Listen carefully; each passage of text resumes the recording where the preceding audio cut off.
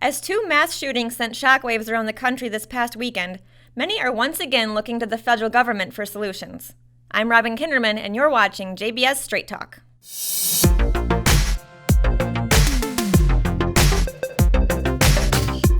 Over the weekend, two unrelated shooters went on separate killing sprees. One at a Walmart in El Paso, Texas, and the other in the Oregon District in downtown Dayton, Ohio. In total, 31 were killed and 51 wounded.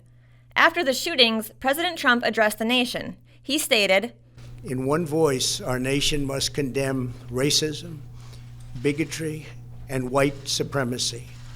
These sinister ideologies must be defeated. Hate has no place in America." Although we applaud the president for saying this, we do not applaud his solution for increased federal control of the internet.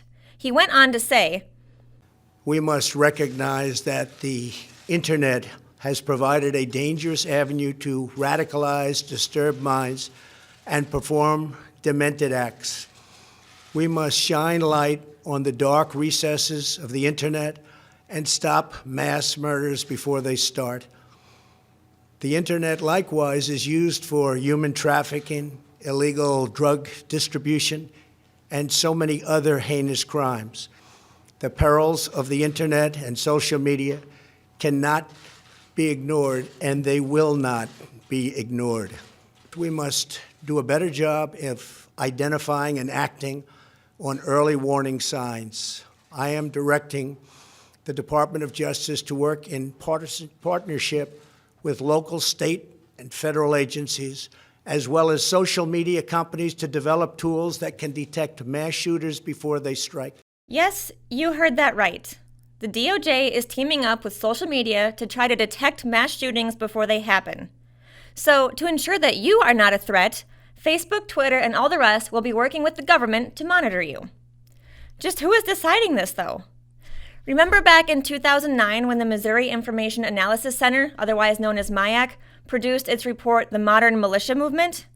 They described supporters of presidential candidates Ron Paul, Chuck Baldwin, and Bob Barr as militia-influenced terrorists and instructed police to be on the lookout for cars displaying bumper stickers and other paraphernalia from Campaign for Liberty or the Constitution and Libertarian parties. The report also stated that those spreading conspiracy theories about the New World Order or a UN plot for world government were part of the militia movement.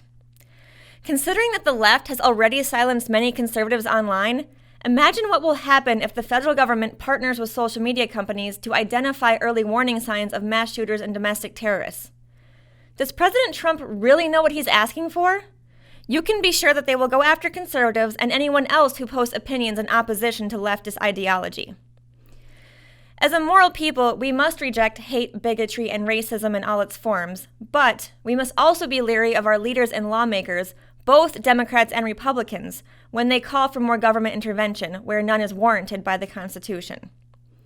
Contact your state and federal representatives and express your opposition to more government controls over the internet or onerous gun control laws that make it harder for law-abiding citizens to defend themselves and others. Until next week, take care and God bless.